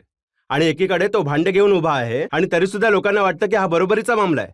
म्हणजे एकीकडे आहे, ट्रम्पला वाटतं बरोबरीचा मामला आहे, पण आम्हाला तर नाही वाटत. ज्या लोकांना वाटतंय त्यांना, हे बघा, ते तर त्यांना स्वतःला माहिती आहे. तुम्हाला माहिती आहे की कुणी ट्रेड होऊ शकतो का? अमेरिकेचा पाकिस्तानच्या बरोबरच खूपच शिल्लक आपला $131 मी तुम्हाला सांगतो बिलियन. की जे विरोधी नेता, काँग्रेसचे नेते आहेत, ते काय म्हणाले? ते म्हणाले की विदेश नीती सफल नाही झाली म्हणूनच आता ऑल पार्टी डेलिगेशन पाठवावं लागलं. विरोधी पक्षांच्या नेत्याची मदत घ्यावी लागली भारताची केस सगळ्या हे जगाला बघा, आमची सांगण्यासाठी. ही अवस्था कायमच आहे. आम्ही विपक्षामध्ये होतो तेव्हा मी अटलजी नेतृत्व करण्यासाठी गेले होते. आम्ही सत्ता पक्षामध्ये आहोत तर सगळ्यांना एकत्र घेऊन विदेश नीतीची गोष्ट जी आहे हे सांगायचं आहे. 26/11च्या हल्ल्यानंतर 16 जुलै 2009ला एक न्यूट्रल डेस्टिनेशन इजिप्तच्या शर्म एल शेखमध्ये जाऊन मनमोहनजींच्या सरकारने भारत आणि पाकिस्तानमध्ये जॉईंट डिक्लेरेशन साईन केलं. Anybody can go and check the press release of ministry of external affairs government of India. ते काय म्हणतात? साहेब, शांती वार्ता प्रभावित नाही होणार आतंकवादाने. Terrorist activities will not be affected by the composite dialogue. They should not be bracketed. म्हणजे तुम्ही सांगून टाकलं, शांती वार्ता आतंक होत राहील, शांती वार्ता होत राहील. इकडे मोदीजी म्हणाले टेरर आणि टॉक एकत्र नाही होणार. ते म्हणाले रक्त सुद्धा वाहील, पाणी सुद्धा वाहील. मोदीजी म्हणाले रक्त आणि पाणी नाही राहणार. आणखी एक गोष्ट सांगतो तुम्हाला, त्या डायलॉगमध्ये बलुचिस्तानचं नाव नाही घेतलं गिलानीने, जो त्यावेळी प्राईम मिनिस्टर होता. MEAच्या त्यामध्ये लिहिलं आहे प्रेस रिलीजमध्ये की prime minister Gilani has also said that he has having some input on Balochistan. म्हणजे भारत सरकारने मान्य केलं की जर आम्ही म्हणत आहोत की ते काश्मीरमध्ये इन्व्हॉल्व्ह आहे तर बलुचिस्तानमध्ये इन्व्हॉल्व्ह आहे. अजबच फॉरेनची ही डिप्लोमसी होती, अशी तर कोणाला बघायला देखील मिळाली नसेल. आणि लास्टमध्ये एक पॉइंट म्हणेन की यांची डिप्लोमसी आणि यांची काय होती की आपलं सैन्य जिंकत होतं आणि हे सगळ्या गोष्टी हरून येत होते. जी विदेश नीती काँग्रेस सरकारची होती तर अर्धा काश्मीर गेला, अर्धा पंजाब गेला पाकिस्तानमध्ये, अर्धा बंगाल सुद्धा गेला बांगलादेशमध्ये. तर एकच लाईन मी म्हणतो, यांची विदेश नीती ही होती कि पंजाब गया, कश्मीर गया और चला बंगाल गया और चीन के हाथों मानसरोवर का वह ऊंचा भाल गया.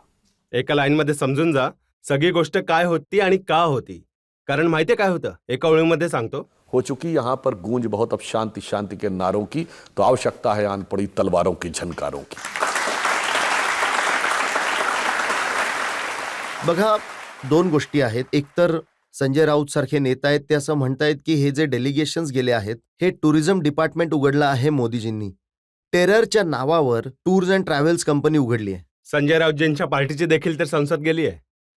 राज्यसभेची मेंबर आहे त्यांच्याच पार्टीतून. प्रियंका चतुर्वेदीची तर का नाही थांबवलं तुम्ही? म्हणजे आपले संसद देखील पाठवणार, मग इथून गोष्टी सुद्धा बोलणार. आणि काँग्रेसची तर अजून मजेदार गोष्ट आहे, ते म्हणतात की आपली आपत्ती आहे यावर. अरे बाबा, शशी थरूरजी फॉरेन अफेअर कमिटीचे चेअरमन आहेत आणि ते स्वतः डिप्लोमॅट राहिलेत. का नाही गेलं पाहिजे त्यांनी? सलमान खुर्शीद विदेश मंत्री होते. मनीष तिवारी किती आर्टिकल्स लिहितात त्यांच्यावर. परंतु काँग्रेसमध्ये माहितीये काय आहे? अविश्वासाचं कारण आहे की त्यांना सरकारवर विश्वास नाहीये, सैन्यावर विश्वास नाहीये. ठीक आहे, आता तर आपल्या पार्टीच्या नेत्यांवर देखील विश्वास नाहीये. त्यांना वाटतं हा बाहेर जाईल, माहित नाही काय होईल. असू शकतं बाबा, काँग्रेसवाल्यांना वाटेल की यांच्या बाहेर खूप लिंक पसरलेले आहेत, सोर्स वगैरे काय माहित नाही काय काय आहेत ते. यांना वाटतं आपल्या पार्टीचा कुठला असा नेता नको जायला की ज्याला अशा काही लिंक मिळेल, आणि असं नको व्हायला की उद्या तो आपल्या विरुद्ध होईल. त्यामुळेच कदाचित त्यांच्या मनामध्ये ही भीती असते. तर मला वाटतं काँग्रेसला त्या भ्रमातून बाहेर आलं पाहिजे, प्रामाणिकपणे बरोबर उभं राहिलं पाहिजे. जसं म्हणतात ना, भ्रमाचा इलाज तर हकीम देखील करू शकत नाही. जसे आपल्या इथे धन्वंतरी वैद्य मानले जातात तर मुस्लिम पर्यंत हकीम वैद्य मानले जातात. तर मी काँग्रेसला सांगेन की भ्रमात राहणं सोडून द्या. जो एक शेर आहे कि इसमें क्या रखा है देखे है जो तू आन के पास, बदगुमा वहम की दारू नहीं लुकमान के पास. आता तर पाकिस्तानने देखील ठरवलंय की तो देखील आपले डेलिगेशन पाठवेल, जगाला जाऊन सांगेल की आमचं टेररिझमशी काही घेणं देणं नाहीये, आम्ही तर आतंकवादचे विक्टीम आहोत. आता तर मी तुम्हाला सांगितलं की तो नक्कल आधीपासून करत आलाय, यामध्ये काहीच खोटं नाहीये. इव्हन मी तुम्हाला सांगतो, ते कुठलं तरी जुनं गाणं आहे ना, त्याची देखील त्यांनी कॉपी केली होती. सदियों के बाद फिर उड़े बादल गुलाल के, हम लाए हैं तूफान से कश्ती निकाल के, इस देश को यामध्ये सुद्धा त्यांनी कॉपी केली आहे आणि म्हणाले फक्त एवढा फरक ठेवलाय की हम लाए हैं तूफान से कश्ती निकाल के, इस मुल्क को रखना मेरे बच्चों संभाल के. आता ऐका, त्या गाण्याची शेवटची लाईन होती, बरसों के बाद फिर उड़े बादल गुलाल के. तर ते म्हणतात बरसों के बाद फिर उड़े परचम हिलाल के. आणि लास्ट मध्ये म्हणतात कश्मीर में फहराना है झंडा उछाल के. मी तर त्यांना सांगेन की भावांनो, ते काश्मीर वगैरे सोडा, मशरकी पाकिस्तान म्हणजे पूर्व पाकिस्तान तुम्हाला सांभाळता आलं नाही, फाटा सांभाळता येत नाहीये, खैबर पख्तूनवा सांभाळता येत नाहीये, बलुचिस्तान सांभाळता येत नाही, सिंध सांभाळताना बाबा जे आहे ते आधी सांभाळ, बाकीच्या गोष्टी नंतर कर. एक प्रश्न आणखी घेऊ शकतो यावेळी. पाकिस्तानमध्ये मुनीर जे आहेत तिथले सेना प्रमुख इतक्या वाईट पद्धतीने हरल्यानंतर सुद्धा इतके सेलिब्रेशन करतायत, ते आनंद साजरा करतायत. तर सर, तुम्ही इतके छान छान शेर म्हणालात, तर शेर एक माझ्याही मनात येतोय कि दूध फटने से जो बनता है उसे पनीर कहते हैं, और हारने के बाद जो जश्न मनाए उसे मुनीर कहते हैं. तर सर, तुम्ही काय म्हणाले याविषयी? मी या खूप छान गोष्ट बोलल्यात. युद्ध हरल्यानंतर ते फील्ड मार्शल बनतात. बघा, पाकिस्तानचं सैन्य युद्ध कोणी जिंकलं नाही, निवडणूक कोणी हरत नाही. परंतु इकडच्यांना मुनीरच्या गोष्टींवरती विश्वास बसायला लागतोय, माहितीये का? जे लोक 99ला मिळालेला विजय आणि 2040ला हार, 240ला हार समजायला लागले, ते थर्ड अटेम्प्टमध्ये थर्ड डिजिट टच न करता येण्याला जिंकणं आणि तिसऱ्यांदा सरकार बनवण्याला हार समजायला लागले. तर मला वाटतं तिथे देखील तिथली सेना हरते प्रमोशन होऊन फील्ड मार्शल. इथे निवडणूक हरतात, त्यानंतर प्रमोशन होतं. 2014 मध्ये हरले, अध्यक्ष बनले. 2019 मध्ये हरले, मग नंतर नेता प्रतिपक्ष बनले. तर तिथे फील्ड मार्शल बनतात हरल्यावर, इथे फील्ड मार्शल बनतात हरल्यावर. हे असं उत्तर आहे ज्यावर आणखी एक ब्रेक घेऊ शकतो आणि ब्रेक नंतर आपकी अदालतमध्ये आरोप आणि प्रश्नांचा आणखी एक भाग. आम्ही म्हणालो झिरो टॉलरन्स ऑन टेरर. यांच्या काळामध्ये भावना शून्य सरकार आणि हात बांधलेले सैन्य होते. आज भावनाशील सरकार आणि खुल्या हातांचं सैन्य आहे. Welcome back. आपकी अदालतमध्ये आज आपले पाहुणे आहेत भारतीय जनता पक्षाचे अनुभवी प्रवक्ता सुधांशु त्रिवेदी. आपकी अदालतमध्ये पुढचा आरोप. आपकी अदालतमध्ये बीजेपीवर आरोप आहे की यांच्या नेत्यांनी सैन्याचा अपमान केला. सुधांशुजी, भारतीय जनता पक्षाचे नेता आहेत, मध्य प्रदेशातील सरकारमध्ये मंत्री आहेत विजय शहा. त्यांनी कर्नल सोफिया खुरेशी बद्दल जे म्हटलंय ते अतिशय निंदनीय आहे, अतिशय लाजिरवाणी गोष्ट आहे. हे म्हणणं की ज्यांनी आमच्या लेकींचं कुंकू पुसलं, आम्ही त्यांच्या बहिणीला पाठवून आम्ही त्यांना हा असा धडा शिकवला. हे बघा, हे अतिशय निंदनीय विधान आहे आणि यामुळे यासाठी त्यांनी माफी देखील मागितली, खेद देखील व्यक्त केला. तरी देखील जी अदालतची कारवाई आहे, जी होईल त्यावर कारवाई काही नियमानुसारच होईल, ती कारवाई होईल. परंतु नाही, तुम्हाला नाही वाटत का बीजेपीने त्यांना काढून टाकायला हवं होतं कान हे पकडून बघा, बाहेर? अतिशय स्पष्ट गोष्ट आहे. त्यांनी माफी देखील मागितली आहे, हे देखील व्यक्त केलं आहे. परंतु प्रश्न ते लोक विचारताय ज्यांनी एअरफोर्स ऑफिसरची हत्या करणाऱ्या यासिन मलिकला बोलावून पंतप्रधानांच्या कार्यालयांमध्ये त्यांनी त्याला सन्मानित केलं, ज्यांनी भारताच्या सेना अध्यक्षाला सडक छाप गुंड म्हटलं. यांचे नेता सिद्धूंनी जाऊन जनरल बाजवाला मिठी मारली आणि माफी देखील मागितली नाही. आपलं विधान विड्रॉ देखील नाही केलं. विड्रॉ केलं होतं का? नाही केलं. जे हाफिज साहेब म्हणाले, जे ओसामाला जी म्हणाले, हे तर काहीच नाही. भारताच्या संसदेवर झालेल्या हल्ल्यामध्ये जे लोक शहीद झाले त्यांच्या कुटुंबांनी मेडल परत केले, कारण सुप्रीम कोर्टातून शिक्षा झाल्यावर देखील अफजल गुरुला 7 वर्ष फाशी नाही दिली, त्यामुळे त्यांच्या डोळ्यांमध्ये अश्रू नाही आले. बाटला हाऊस एन्काउंटरच्या आरोपींसाठी आले होते. त्यामुळे सैन्याच्या शौर्याबद्दल आणि सैन्याच्या सन्मानाविषयी ज्या प्रकारची प्रतिबद्धता भारतीय जनता पार्टी आणि मोदीजींची राहिली आहे, मला वाटतं यावर प्रश्न निर्माण करणं हे बघा, हे मी अजिबात तुमच्या सगळ्या गोष्टी मान्य करतो, परंतु जे विजय शाह यांच्याविषयी तुम्ही म्हणत आहात ना, 2 wrongs don't make a right. 50 चुका केल्या असतील काँग्रेसने, परंतु बीजेपी असं कसं करू शकते? बघा, या निंदनीय वक्तव्यावर निश्चितपणे पार्टीने गांभीर्याने ही गोष्ट घेतली आहे. जरी माफी देखील मागितली आहे, तरी देखील जी कोर्टाची कारवाई आहे ती पूर्णपणे होईल. परंतु प्रश्न विचारणारे ते मला त्यांना विचारायचंय की ते तर तुम्ही उघडपणे आतंकीला मुलगी म्हटलं होतं, इशरत जहाला मुलगी म्हटलं होतं की नाही? आणि ही तर तुमच्या सरकारच्या वेळची गोष्ट आहे. याहीपेक्षा मजेची गोष्ट आहे की काँग्रेस सरकारच्या काळामध्ये आयबीने इशरत जहाला आतंकी म्हटलं, सीबीआयने देखील आतंकी म्हटलं. मग सीबीआयने आपला स्टँड चेंज केला आणि आयबीने आपला स्टँड नाही चेंज केला. पण म्हणजेच काँग्रेस सरकारची इंटेलिजन्स ब्युरो म्हणत होती की इशरत जहा आतंकी आहे आणि नेता म्हणतात इशरत जहा आमची मुलगी आहे. तर मला वाटतं या प्रकारच्या भावनात्मक विषयांवर गवताच्या मागे डोंगर लपवण्याचे प्रयत्न जे तुम्ही करताय ते सोडले पाहिजेत. सैन्य, सैनिक आणि कर्नल कुरेशींची आणि त्यांची संपूर्ण कुटुंबाची जी परंपरा आहे भारताच्या सैन्याबरोबर, त्याचा भारतीय जनता पार्टी आणि प्रत्येक भारतीय मनापासून सन्मान करतात. मला वाटतं बीजेपीने विजय शहांच्या विरुद्ध त्वरित ऍक्शन घ्यायला हवी होती. तुमचा नाईलाज असू शकतो, माझा नाहीये. मी तुमच्या या गोष्टीशी सहमत नाहीये. नाही, तो तुमचा विचार आहे, सहमत नसणं. पण माझं म्हणणं आहे, तुम्ही देखील दोन्ही आरोप सांगा आणि त्याच्यानंतर निर्णय घ्या. हे बघा, अशा प्रकारे आणखी एक नेता आहेत, मध्य प्रदेशातीलच आहेच ते देखील. ते म्हणाले की सैन्याने नतमस्तक झालं पाहिजे मोदीजींच्या समोर. नाही नाही नाही नाही, त्यांनी हे नव्हतं म्हटलं आणि हे कधीच होऊ शकत नाही. ते म्हणाले होते, ते स्वतःसाठी म्हणाले की आम्ही सैन्यापुढे देखील नतमस्तक आहोत आणि मोदींसमोर देखील आहोत. म्हणूनच आता काँग्रेस म्हणते की ही जी तिरंगा यात्रा काढत आहे बीजेपी, हा जो सैन्याने जो पराक्रम केला, सैन्याने जे शौर्य दाखवलं, याचं क्रेडिट घेण्यासाठी. हे तेच काँग्रेस आहे ज्यांनी हमासच्या बाजूने निघणाऱ्या यात्रांना अभिव्यक्ती स्वातंत्र्य आणि संवेदनाचं प्रतीक म्हटलं. हिजबुल्लाच्या बाजूने श्रीनगरपासून लखनौकडून येऊन हैदराबादपर्यंत निघणाऱ्या यात्रांना हे म्हटलंय की साहेब, हे तर संवेदनांचं प्रतीक आहे. आणि भारतीय सैन्याच्या अप्रतिम शौर्याच्या समर्थनासाठी निघणाऱ्या तिरंगा यात्रेला राजनीतीचं प्रतीक म्हटलंय. तुम्ही विचारा, गाझाबद्दल ट्विट बघा यांचं.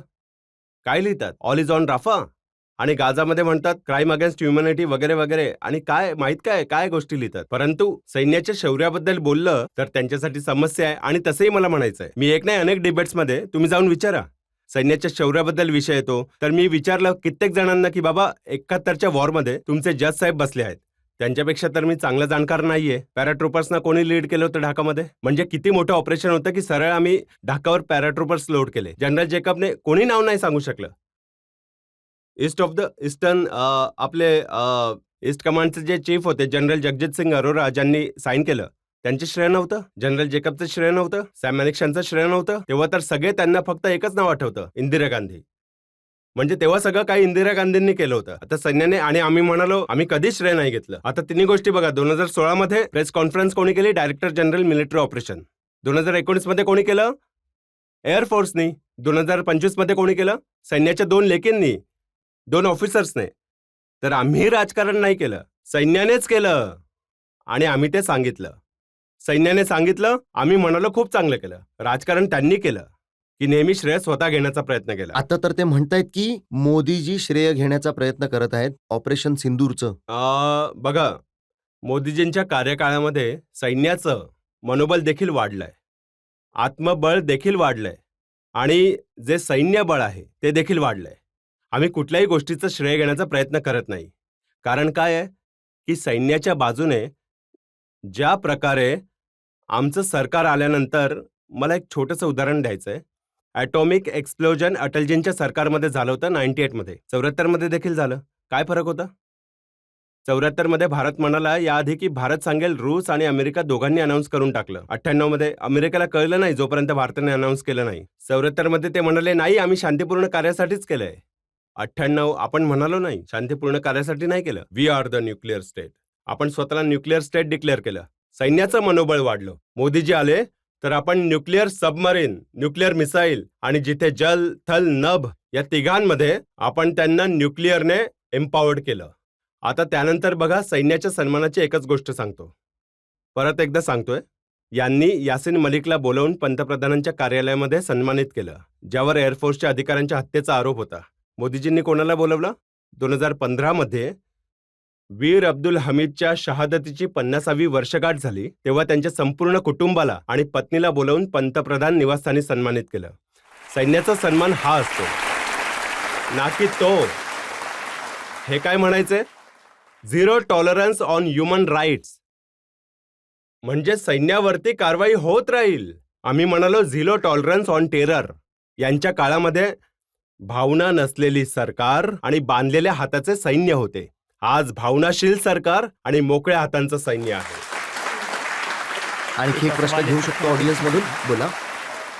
पाकिस्तानची सगळी जनता याला म्हणते जिहाद, आणि ते खूप वाईट प्रकारे हरल्यानंतर सुद्धा त्यांचे आर्मी चीफ मुनीर म्हणतात हा तर अल्लाने दिलेला विजयाचा आशीर्वाद आहे. तर यामध्ये इस्लाम कुठून आला? हेच खूप मजेशीर गोष्ट आहे. तो इस्लामिक ब्रदरहूडच्या नावावर बनला होता, तर 25 वर्ष एकत्र राहू शकला नाही. कुणी मारलं जाऊन? बांगलादेशमध्ये, म्हणजे त्यावेळच्या ईस्ट पाकिस्तानमध्ये. जनरल टिक्का खा ते मुस्लिम नव्हते का?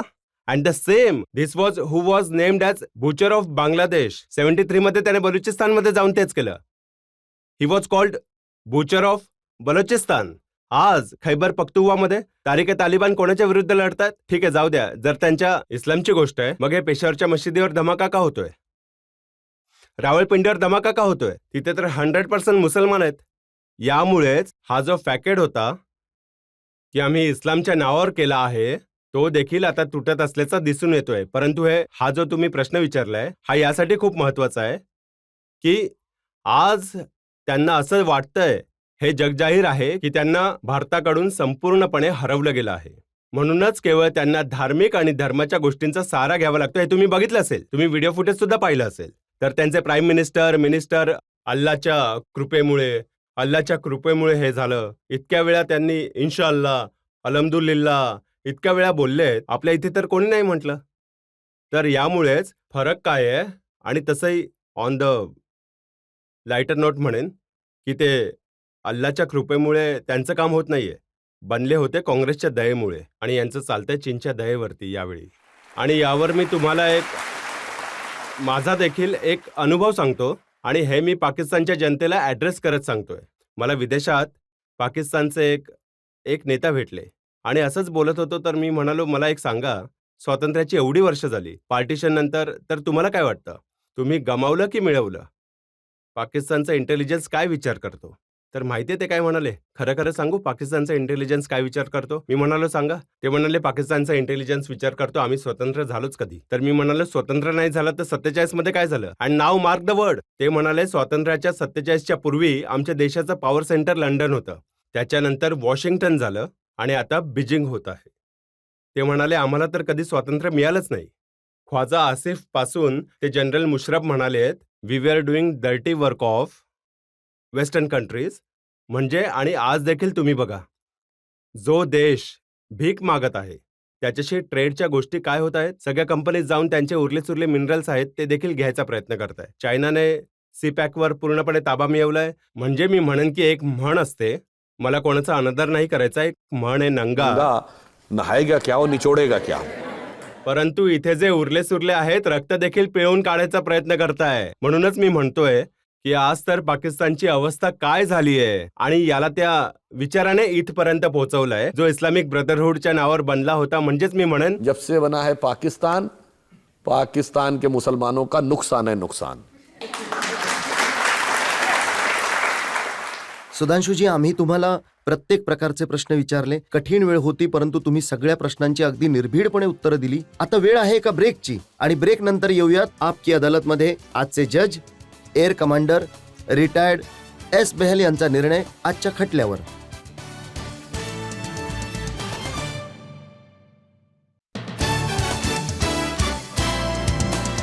Welcome back. आज आपण खटला चालवला भारतीय जनता पक्षाचे प्रवक्ता सुधांशु त्रिवेदींवर. खटला होता भारतीय जनता पक्षावर, खटला होता बीजेपीच्या सरकारवर, ऑपरेशन सिंदूरवर. सुधांशु त्रिवेदींनी प्रत्येक प्रश्नाचं निर्भीडपणे उत्तर दिलं. आता ऐकूयात आपकी अदालतमध्ये आजच्या खटल्यावर air commander retired S Behal यांचा निर्णय. सुधांशुजी, तुमचं सरकार आणि माझं देखील सरकार आणि तुमच्या पार्टीवर खूपच सारे आरोप लागले आणि अतिशय सिरियस आरोप होते. मग ते सिंदूर बद्दल असतील, IMF बद्दल असतील, फॉरेन पॉलिसी बद्दल असतील किंवा ट्रम्पच्या मध्यस्थीबद्दल असतील. परंतु हे मला देखील मान्य करावं लागेल की ज्या शब्दांचा तुम्ही वापर केला आणि जे तर्क तुम्ही दिले आणि मी ऑडियन्सला बघत होतो, जे त्यांच्या आत आश्वासन येत होतं ते आश्वस्त दिसत होते मला. तर कुठे ना कुठे हे सर्व जे आरोप होते मग ते रद्द करावे लागतील आणि या आरोपांवर मी जास्त विश्वास ठेवू शकत नाही. पण जी गोष्ट मला सगळ्यात आवडली ती तुमची होती की आजचा भारत घुसतो, घरामध्ये घुसतो, मारतो, सांगतो आणि जगाला देखील जागं करतो. ती गोष्ट मला खूप आवडली. आणि त्याचबरोबर मी हे देखील म्हणेन, मी 4 लाईन्स तुमच्यासाठी आताच बसल्या बसल्या लिहिल्या आहेत. जसं तुम्ही सगळ्यांना सांगत होतात, जर रजतजी. हो, नक्कीच. शब्दों के शिल्पी, विचारों के वीर, तर्क में पारंगत, राजनीति के धीर, जहां हो भ्रम का अंधकार, वहां बने आप देश की पुकार.